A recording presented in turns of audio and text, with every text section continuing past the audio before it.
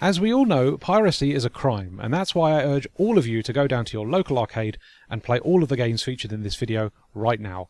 Sega deserve every penny for making these games, and it would be extremely disrespectful to play any of them under emulation, because they've done such an amazing job at keeping them in production.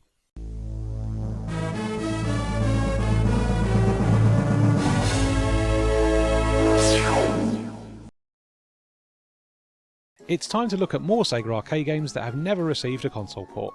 This is the second part in a series where we look at Sega arcade exclusives, so if you'd like to watch the first part, then I'll link that in the video description below.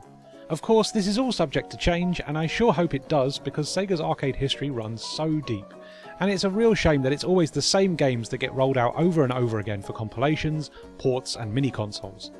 As it stands, the following 5 games are currently only available to play by either owning an original arcade board or under emulation via ROM dumps done by fans, which is increasingly important work that actually preserves software instead of letting it all fade away to memory or get locked away in some publisher's archives never to be seen again. Right, let's look at some games. Mr. Viking from 1984. Mr. Viking is a vertically scrolling shooting game where you control a Viking who has to shoot down hostiles and survive as long as possible. This is a very simple effort that runs on the Sega System 1 hardware, which more famously powers Flicky and Wonder Boy. You can shoot in 4 directions and collect up to 2 secondary weapons, which can deal more damage. Secondary weapons are often dropped by a flying Viking longboat, which may have been how they actually worked for all I know. Who can truly say for sure? This is a perfectly serviceable little shooter with a lot of colour and charm to its presentation, but ultimately it doesn't do anything particularly noteworthy to make it stand out from the crowd. Mr. Viking is a great little guy though, and they should bring him back.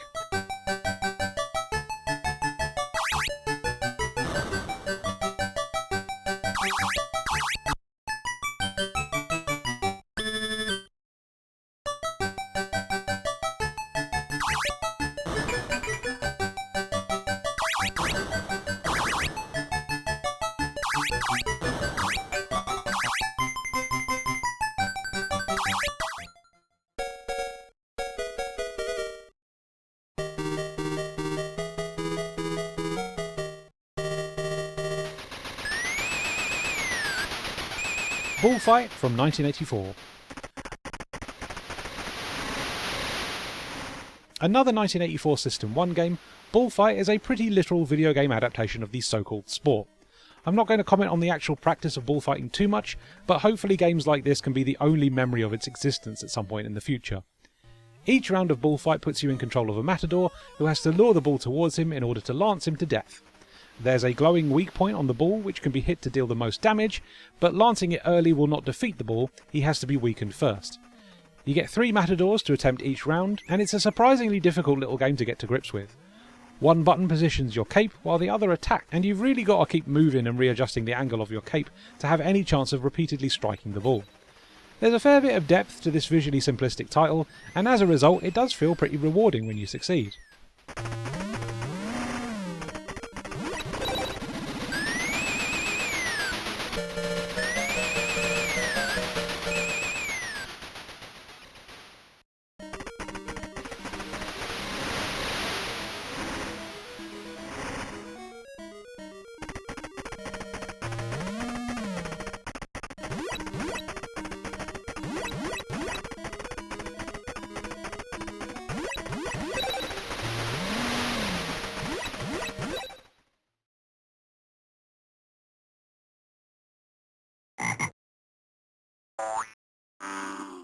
Ribbit from 1991. Ribbit is a game that answers the question, what if Frogger had big f***off sprites? While you're technically controlling toads and not frogs, each stage of Ribbit has you moving in tiles to eat all of the insects on screen. As the game progresses, you have to deal with different hazards and enemies, and it gets pretty creative with its simple concept. It's a much more dynamic take on Frogger that features constantly changing maps, and there's a lot of humour to it as these realistic animals get put in increasingly bizarre scenarios. The death animations in particular consistently got a chuckle out of me as I played. While Ribbit takes a lot from Frogger, it builds on it in ways that the actual Frogger franchise wouldn't start to explore until 1997's PS1 Frogger, and as a result it's a pretty cool little game with some forward-thinking ideas. It's also running on the Sega System C board that also powered Columns and Puyo Puyo, so that's kinda cool.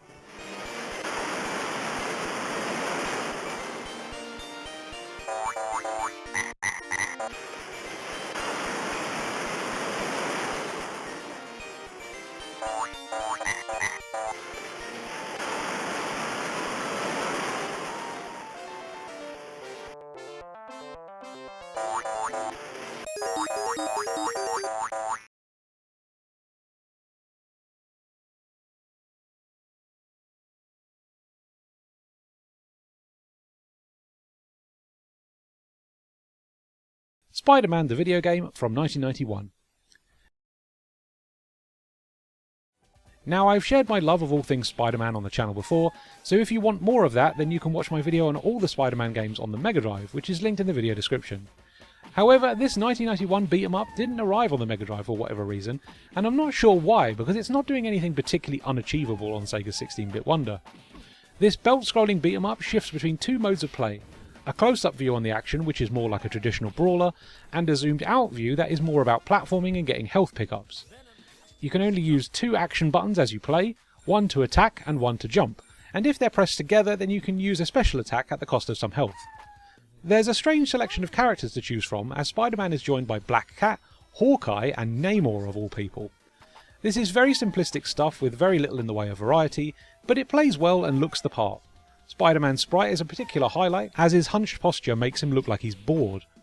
Spider-Man fans will probably get a kick out of this one, but in the grand scheme of Sega beat-em-ups, this is another also-ran that tasks you with beating up endless thugs, jobbers and weird Putty Patrol looking dudes who yelp and howl for some reason.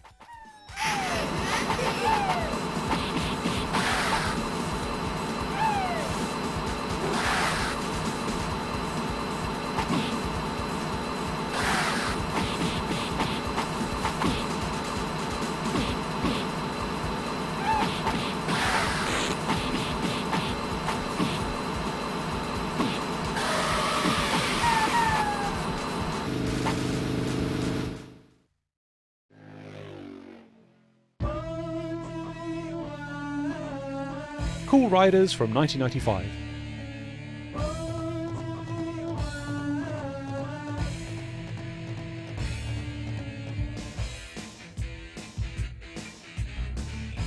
Now here's an absolutely batshit insane racer from Sega that definitely deserves a console port at some point. This System 32 title lets you race across the world Outrun style, but now with 3 choices of location at the end of each stage. There's a wide variety of weirdo characters to choose from, each with their own unique motorcycle, and the whole experience has no interest in taking itself seriously.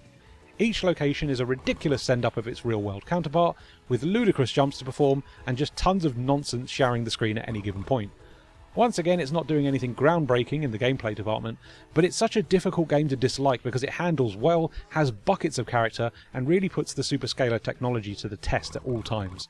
Cool Riders is an absolute blast to play, and it would be remarkably difficult to walk away from this one without a smile on your face.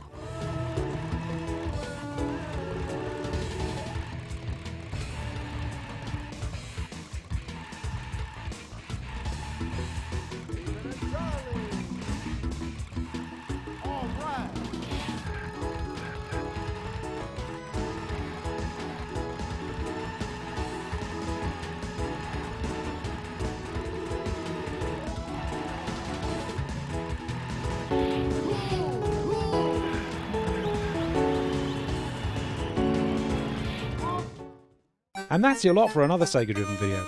Thank you as always to our generous Patreon backers who have helped financially support the creation of this video.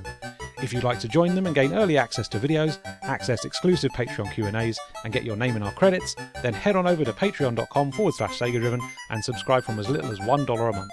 Thank you all for watching, and I'll see you next time.